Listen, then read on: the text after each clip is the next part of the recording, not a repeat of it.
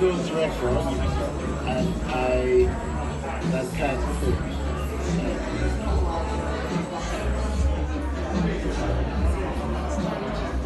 Just on the ask about record shops as well, and reggae record shops, and just more traditional. What do you think?